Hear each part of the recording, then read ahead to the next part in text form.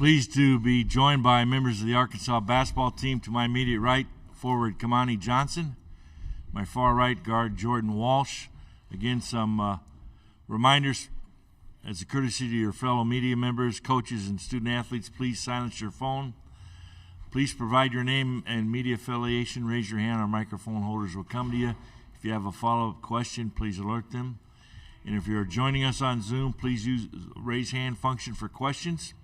Recording of this press conference on cell phone or cameras is prohibited.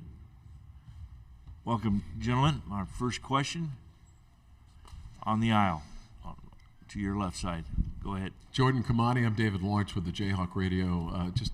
Can you give us just a one-on-one on your team and what you're about? And also, looking at your athleticism last night, it was kind of a shock to me to see that you lost 4 or 5 coming into the tournament. And, you know, what was maybe the issues that came up that to you where you weren't more successful with a higher seed coming in?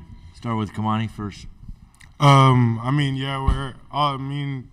a team, we're pretty long, physical, and athletic. I think our struggles this year had a lot to do with the injuries, kind of to our 2 best players, and TB and Nick Smith, and we had to figure it out. I think also we let go of a lot of big leads in the second half within those games that you were talking about that we had worked on, and last night we kind of fixed that problem.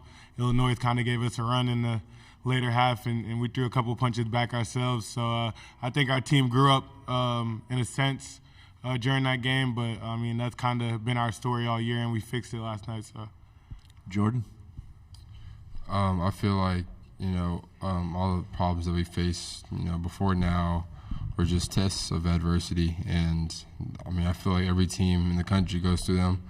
So I wouldn't say there was just, any specific reasons to why it was just bad for us, but it was just adversity we all had to face.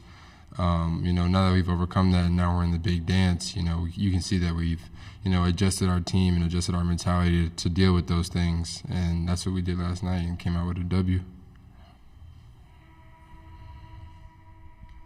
Hey, Jordan, Ty Richardson, ESPN Arkansas. One of the things I noticed following the Auburn win in the SEC tournament and then last night was just your excitement level. I saw you jumping up and down after the Auburn win, and then I saw you and AB after he dunked it. What kind of emotional roller coaster was that as a true freshman to go through your first tournament wins? Growing up as a kid, you always watch these games and you think to yourself, man, what if that was me who hit that shot? What if it was me who got that dunk? You put yourself into the game and you really, imagine, what it's like for you to be there, for your family to be watching, and for you to be playing with those teammates. And so to actually be there in person and in flesh doing those things and achieving those goals that I set out for myself, it's just a feeling that I can't explain. There's nothing like March, and that was only the first round, so I can't imagine what it's going to be like, on this upcoming road and what's next. But for me personally, just those wins alone were just something that made me so happy that I had nothing to do but just jump up and down and scream. Kamani, for you, I think one of the funniest things that happened yesterday is when you had 2 or 3 straight offensive rebounds, you put up the putback, and then Nick pushes you so hard that you fall to the ground. And you get up, start laughing, he embraces you over the sidelines. Just kind of take us through that sequence and what you guys were talking about in the huddle. One of my roles and jobs on this team is to always get extra possessions for the team. That's one of the things the coach stressed to me all about. So really that was just me, scrapping out, fighting for the board, getting the pushback. And ironically, the skinniest dude on the court pushed me over and knocked me over. So it was just pretty funny. I told Nick I didn't realize how strong he was. So it was kind of just a moment where we, we laughed and joked about it. It was pretty cool. And I think that's just a tale to what our team is right now. We're all happy for each other when we're making big plays, and we're kind of connected and together right now. And we're growing through March, so it's kind of the perfect combination for us right now. Other questions out there? Same row. Nick Springer, Rock Chalk Sports Talk in Lawrence. I guess what jumped out to you guys about Kansas just at a first glance? What was the first thing you guys noticed about Kansas as a team? Kamani first. They play 4 guards. Their pace is really high, but I think we play at a fast pace too. They can shoot the ball a lot and they move the ball pretty well, but that's pretty much what I kind of noticed at a first glance. Jordan? My first, notice I noticed first was, know that when they play and the teams that they're playing against, they're not really, pressured to make mistakes. Like every team's kind of like backed off, kind of like letting them into their motion, letting them in offense, letting them get set and do all this stuff. But I feel like it's different when you come, over to the SEC. Like dudes are going to push up on you full court, like 6'9" wings, 6'9" guards that are going to push up on you and make you turn the ball over. So I feel like, that's kind of like one place that we have an advantage to, push up full court and, cause some uncomfortable feeling for them. David Lawrence again for Jayhawk Radio. Jordan, you've been described as one of the best defenders on your team, so you probably know a little bit about Grady Dick and Jalen Wilson. Can you just give us and I realize you haven't been on the scout very long, but going into the game, what's some things in your head that you're going to be thinking about in stopping those two? Obviously they're both good players. There's no hiding that. Jay Will, he has experience, and Grady, he's just a stud. So it's not going to be easy to stop them. But as I'm learning through film, I'm noticing weaknesses, I'm noticing strengths, I'm noticing tendencies, and those things are kind of like what I pick up on to be able to, get those extra steals and stops that we need that can help us win the game. But it's not going to be easy, and I don't think it will be. But I feel like we have a chance for sure because our team and our coaching staff prepares us for every possibility that they could throw at us. So that's the most important part, just following the scouting report. And then you and I think a couple of your teammates played with Grady in the McDonald's game. But what did you take away from watching Grady in that game that might lead you into how you're going to defend him here tomorrow? Yeah, with him and Jay Will, I've played against Jay Will. Like I've seen him play a lot, growing up, in Dallas. I got a lot of chances to be able to play him and do all that. And Grady the same way. So I come with a little bit of experience in that regard. Obviously, their roles are different. Obviously, it's a different situation. But I may know a couple more moves that they do that our team doesn't know. So me being able to share that with our team to give them just a little bit more of an upper hand could make the whole difference in a game. And then lastly for me, you're taking on not only a number one seed, but the returning national champion team. Is that like an extra big apple to pick off the tree, motivation, and going into tomorrow's game? For sure. Is like we were talking about in the back, everybody loves a good underdog story. And, right now to everybody, we're the underdogs. So, putting that extra pressure on us, I wouldn't even say it's pressure. It's just extra motivation to make us to want to go out there and, really handle it up on them and show them that, we're Arkansas. We're not seated as high. We're not known as much as well, but like we're here to put up a fight, and we're going to do that every night. Go ahead. Yeah, the microphone on the aisle. Yeah, go ahead. Got a rookie mic holder. I'm sorry. Kamani, for you, I know Dakari went several places in the NCAA tournament with Kentucky, and you had your own run the last 2 years, didn't play 2 years ago, was on the team last year. Have you talked to your older brother just about going far in the NCAA tournament, maybe the experiences that you can gain in addition to yours the last 2 years? Yeah, I mean, growing up, watching him and obviously like going to the games in the tournament, you kind of just learn a lot, but you also just gain a hunger for, kind of wanting to be where he was at. And, these past 2 years, I've been to 2 Elite 8s here, and I'm just trying to get over that hump. And also just like, talking to him, he kind of compared this year's my year's Arkansas team this year to his first year at Kentucky and how they struggled and kind of how like they all came together during March this time period and kind of rallied, and they made a national championship and lost to UConn. But he's kind of been giving me a little bit of tips on just leadership and keeping everybody together. So most definitely been talking to him about it. And Jordan, for you, I think you said it after Maui, kind of joking about if Arkansas Razorback fans knew that we were playing in Africa, there would be hot calls in Africa. Fayetteville's 6 hours away. I know that's great for you guys, being as close in proximity as it is. What do you think about the impact of this fan base being just 6 hours away from here tomorrow? It's a big impact, like small stuff like that could make a difference in maybe just one possession or maybe even the whole game.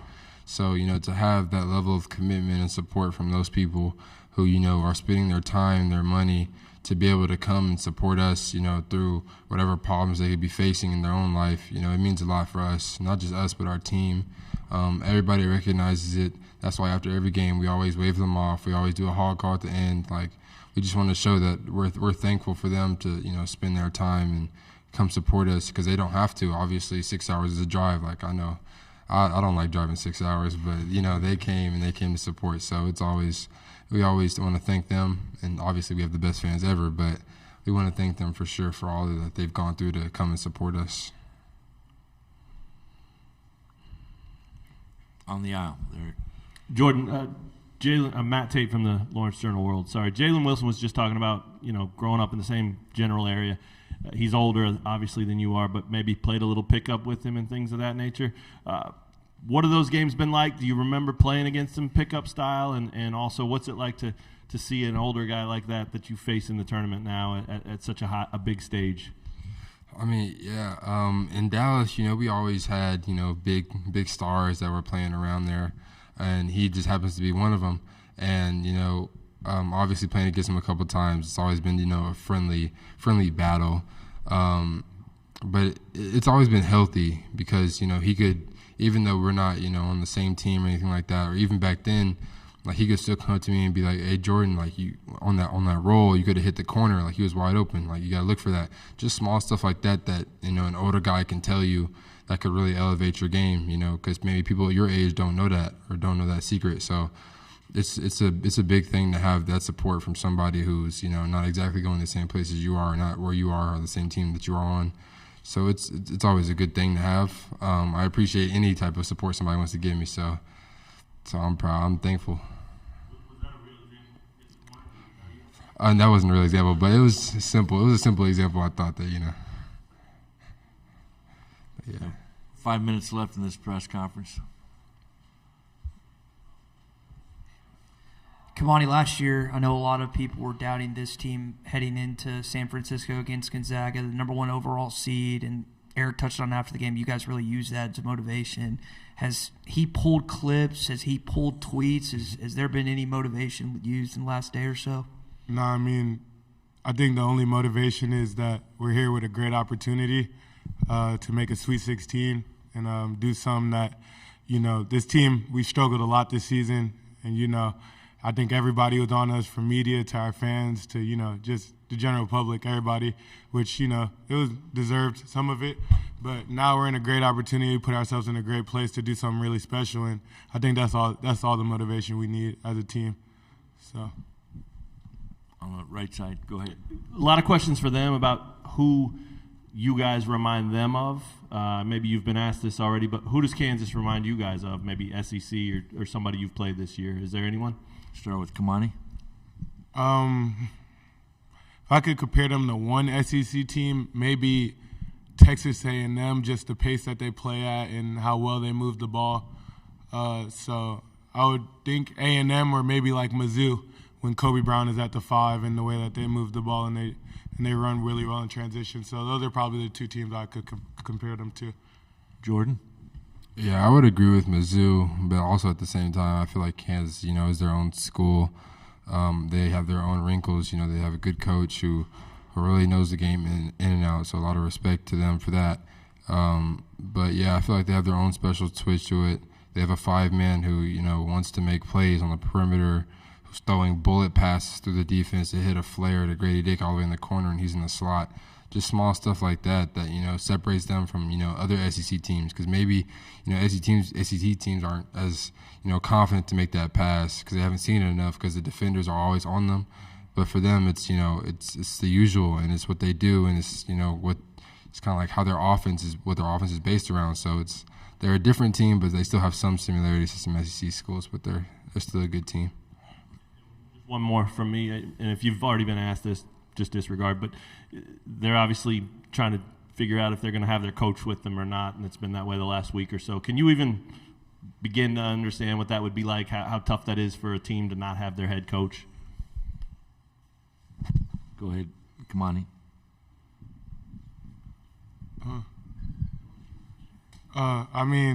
It's probably tough, not having the head of your team, but, I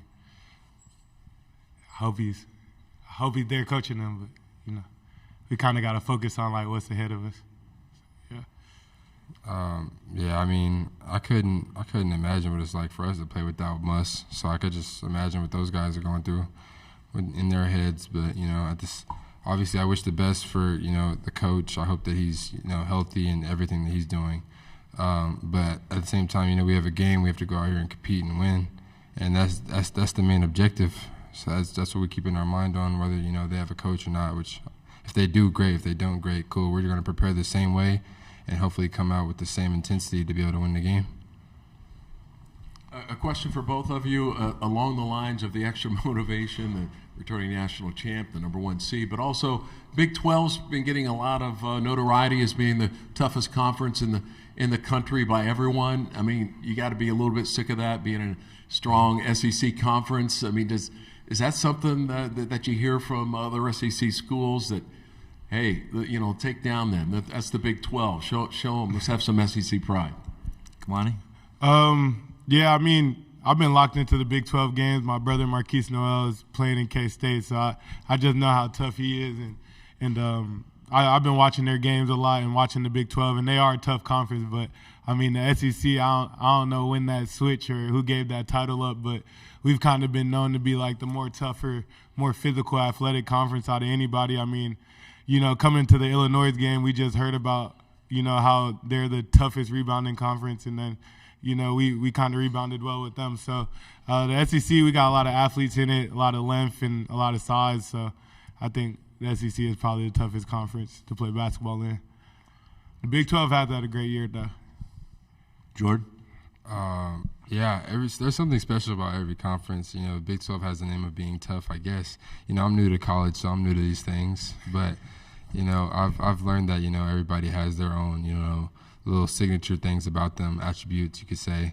And I feel like, to me personally, I feel like the SEC is the best in every attribute. But I've been told that, some places are a little more physical, a little more big, and the play styles are a little different. But, I always watched the Big 12 growing up and the SEC. So for me, it's just, two good conferences with good players.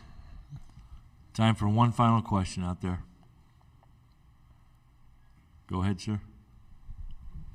Kamani, a little while ago, you were kind of talking about the ups and downs of the season, different media, different fans' reactions and whatnot. If you guys are able to pull it off, back-to-back number 1 seeds tomorrow, do you almost feel like it's somewhat of a redemption? Like, how do you view this win tomorrow based on the expectations of this season? It would just be a big win for not only us and just our program. Us being here, since I've been here, we've had a lot of big statement wins just for our program in general. And I think if we get this win tomorrow, like, I know our fan base, like, I love my fan base to death, you know what I mean? Like, they're crazy, and that's what makes them, but you got to just trust in Muss because he obviously knows what he's doing. And I think, like any great fan base, whenever we're struggling, it's like the world is on fire. But, I mean, that's just credit to Muss, man, like what he's done since he's been here, 2 back-to-back Elite Eights. And if we get this win tomorrow, it's just another statement, big win for our program. And I just can't say enough as a coach he's been for us and just a leader for the program. I think Arkansas is back, you know what I mean? Thank you very much, gentlemen. Best of luck tomorrow. Arkansas and Kansas tip off at 4:15 local time here. We have Coach Musselman up here shortly.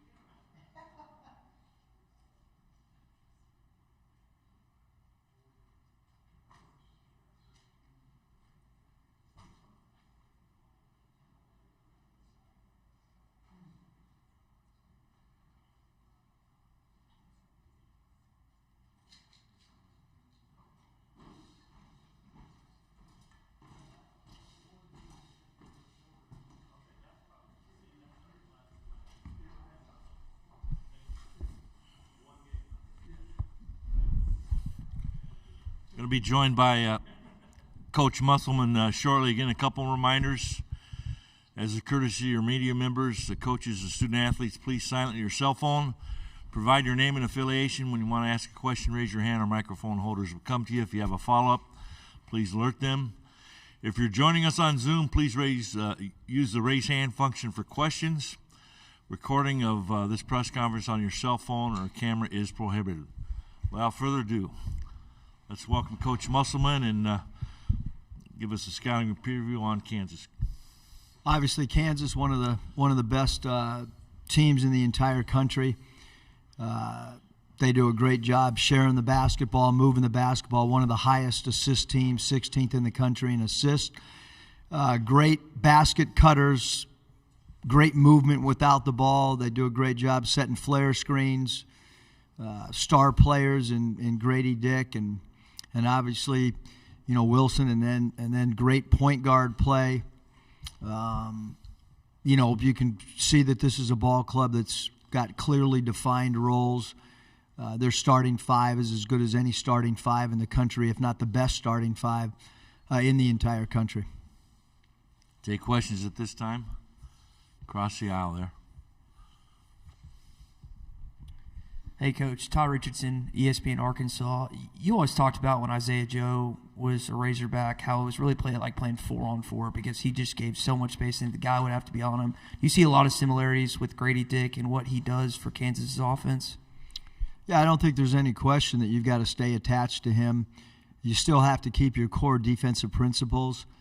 But certainly your help off of him, especially on the strong side, you need to be concerned with that for sure.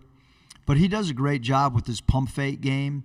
He does a great job with backdoor cuts. He does an excellent job moving without the ball. And he's a really good offensive rebounder. So there's a lot of factors when you guard Grady Dick, a lot of factors that you've got to consider. Going to go across the way in the back. Go ahead, sir. Hi, Coach. I'm David Lawrence with the Jayhawk Radio Network. Just talk about your thoughts and how unique it is when you're looking at your opponent, and maybe the biggest question mark is the other team's head coach, and then any thoughts you have of Bill Self in your past. Well, as all of us college coaches, incredible respect for Coach Self. I mean, just great respect for him.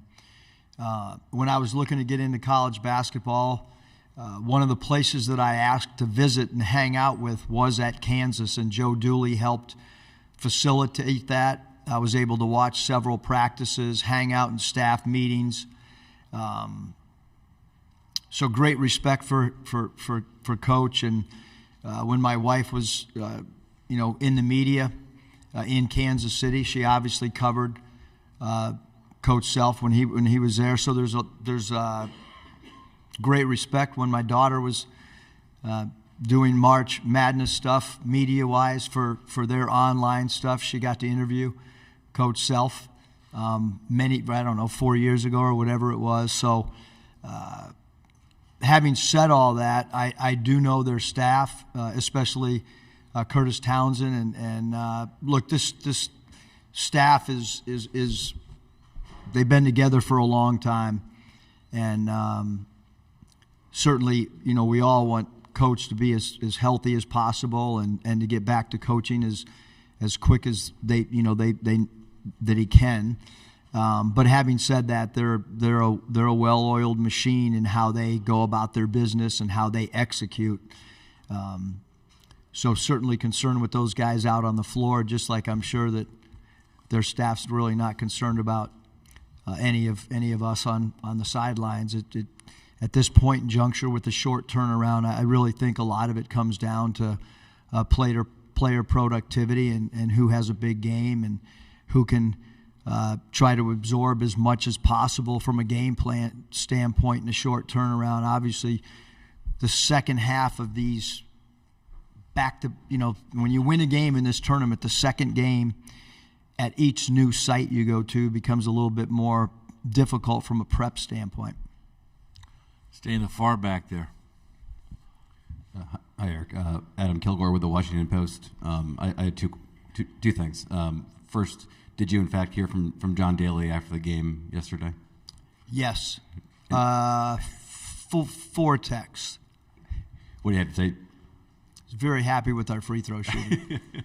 And that's not a joke. I really do get several texts. And sometimes we do converse, believe it or not, late night on our lack of free throw shooting. I sent him, just so everybody knows, I did send him several of your guys' tweets to him, and I think he felt good about that too, that we did acknowledge him in a press conference. And then a little bit more serious note, I was hoping to get your perspective on another coach here in Des Moines, Rodney Terry, just because you've had such a wealth of experience in coaching. If you could trying to imagine like being in the circumstance he found himself in this year, just what do you make of the job he's done? And I guess as a coach, how difficult, how odd would what he's been doing this year be? Well, Coach Terry was at Fresno State when I was at Nevada, so a lot of competition. He's a great coach, and he's a fierce competitor. When you're on the sidelines against somebody, sometimes you can really feel the opponent coach's personality.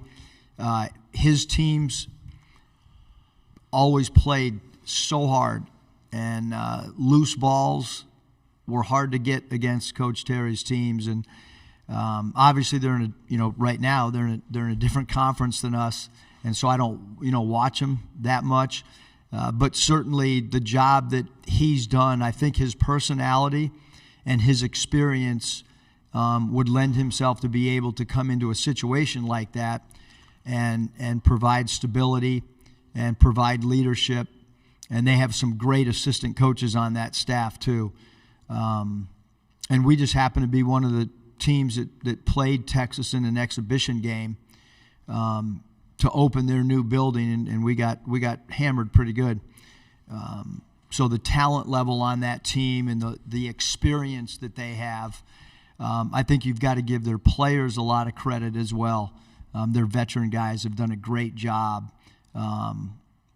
Allen and Carr, those two guys in particular, have really done a phenomenal job leading their team. Going to stay on the same side up front.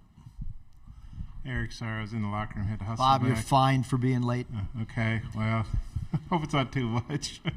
I had a couple. In this third year, you've played number one seed. I know you'd rather be playing them in a later round probably, but what do those experiences do for you? And, the number one, obviously, they're number ones for a reason. They win most of the time. They don't win all the time. How do you feel about the opportunity you guys have here? Because it's not, the last few years, a number one's gotten knocked off a fair amount of time in the second round. Yeah, I mean, I think number one, Kansas they're really good. I mean, you're talking not only number one seed, but defending champions. You're talking about a team that's got some veteran players. You're talking about a player of the year in their conference, a star player.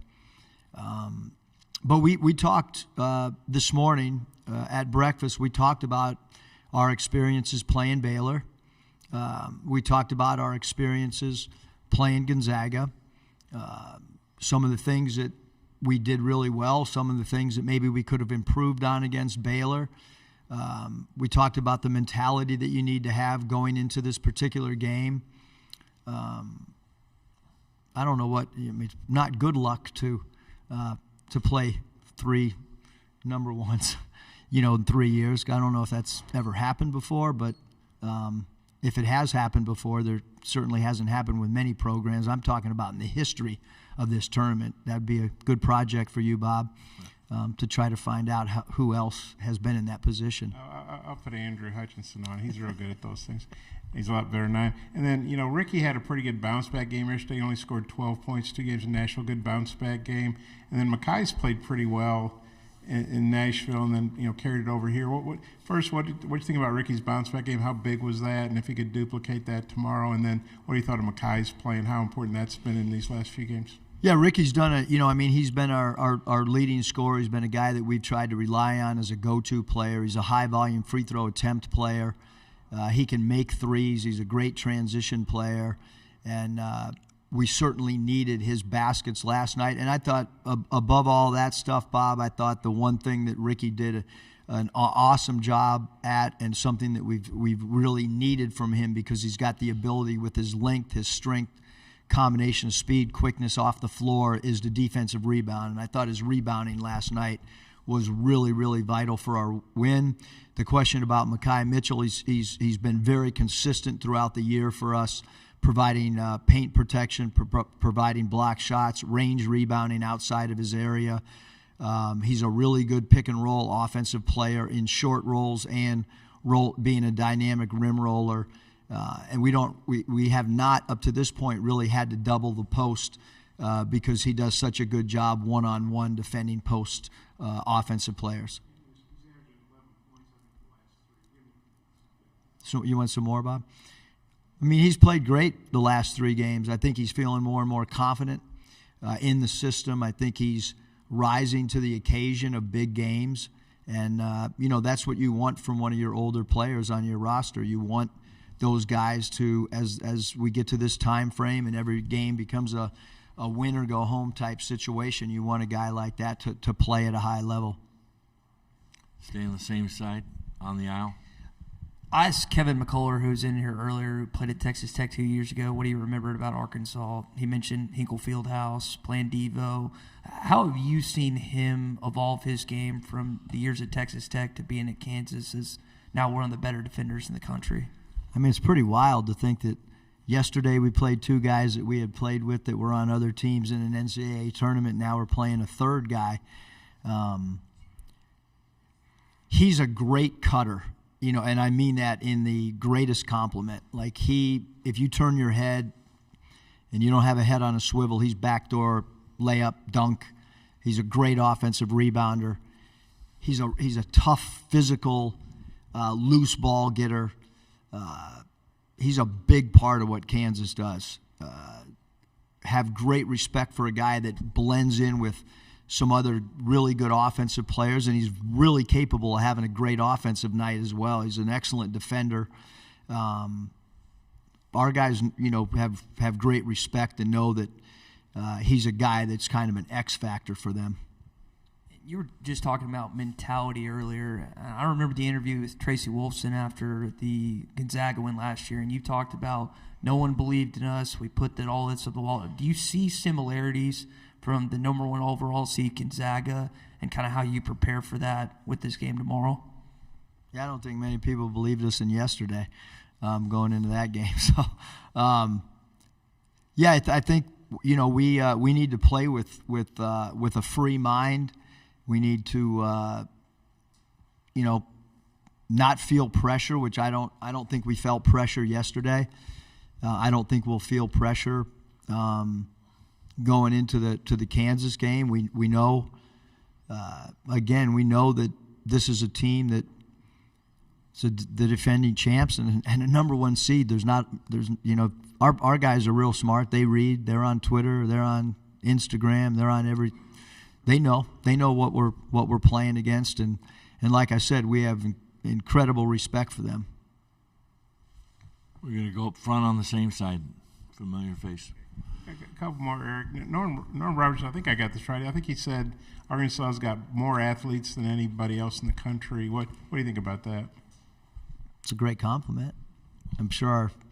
We do have some great athletes, obviously, at different positions, and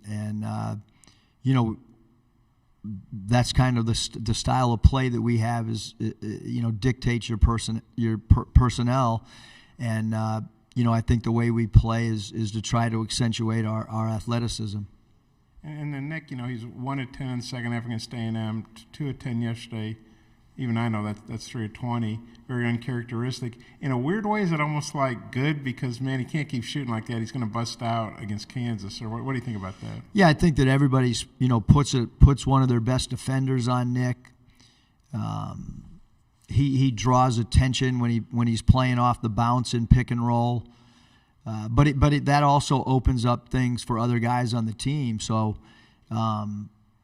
his ability to get in the paint and find people becomes important for us as well as teams focus and maybe shade an extra defender at him. I think I got this right. I think you're 3-0 in second-round games at Nevada when you went to Sweet 16. Obviously, the last 2 years, you obviously had to win the second round to get the Elite Eight. When we've talked about how you do so well when you have multiple days to get ready, but you obviously done pretty well 2 days to get ready too. What do you think is the key to that? What do you think about being 3-0 in second-round games? The key is having good players. That's the key, is having good players that can that are. I think maybe they're used to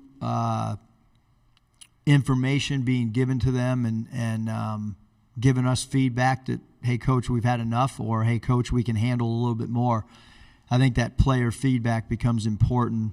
But we're trying to squeeze in as many mini film sessions. We have a full court and a half court in our meeting room taped down so that we can, every time we eat, we try to squeeze a little 5-minute segment in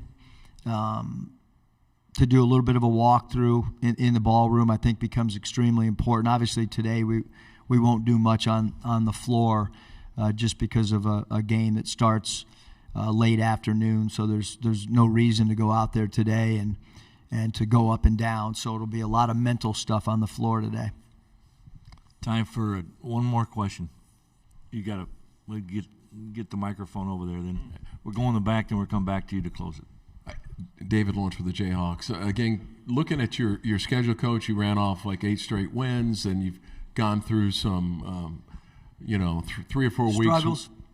Where you struggled a little bit. Obviously, the schedule dictates part of that, but what are some of the tangible things that go well for you guys when you succeed, and what goes wrong when you guys are not hitting on all cylinders? Well, I think if you look at some of the games that we've lost, they've been true road games. Early in the SEC schedule, we struggled because I think it was just kind of new. We had played home games, and then we had played neutral site games in Maui. One of the best players in college basketball, Trevin Brazil, goes down with a knee injury. Nick Smith's with us for a little bit, or he's not with us to start. Then he's with us for a little bit. Then he's out. Then he comes back. I think any team with college-age student athletes, there's a lot of stuff going on, and you're trying to balance it. I thought yesterday was as good a game as we played all year, and I said before we started our Illinois prep that I thought we were still a ball club that's getting better, and I truly believe that. We have 12 scholarship players suiting up tomorrow. 6 of them are freshmen. Half of our team tomorrow that's going to suit up are freshmen. That's a young team. That's a young roster, and only 2 guys that are returning players. So sometimes, if you go to back-to-back Elite Eights, you're gonna go through a process where maybe you don't have a lot of returning guys because we do have some guys like Jalen Williams that went to the NBA after their sophomore year, and so I think that maybe is why we've struggled at times. But we've been in every game for the most part. There's been a lot of one-possession games, whether it's at Baylor, a lot of one-possession games. So the fight, the grit, the giving yourself a chance to win at the end of the game, that's been there for most of the season. So it is a competitive group. Final question up front here. I appreciate you taking care of me. Eric, Anthony Black, I know you talked a lot about him, but just wondering, what did you think of his play yesterday in his first NCAA tournament game? Then what do you expect from him tomorrow, and just how important is he tomorrow? Yeah, I thought Anthony was great. I mean, he's been pretty banged up for about the last month. I think the biggest thing I've been impressed with is his availability. I mean, he practices every day. He went through a couple weeks ago with an ankle sprain that was really bothering him. He obviously absorbs a ton of contact, and he just keeps picking himself up off the floor and going and competing. But his length, his ability to see over the defense, his ability to defensive rebound, and we've kind of, some of our defensive matchups have changed of late, meaning the last couple games where we've been able to do some things defensively, matching up maybe different than we did earlier in the year. He's guarded some bigger players of late rather than just the point guard. And I think, through the first 20, 21 games, he was primarily guarding only the point guards. We've kind of been able to put him on multiple people during the course of a game, which is a little bit different than the way we used him earlier in the year. Thank you very much, Coach. Best of luck Thanks. tomorrow.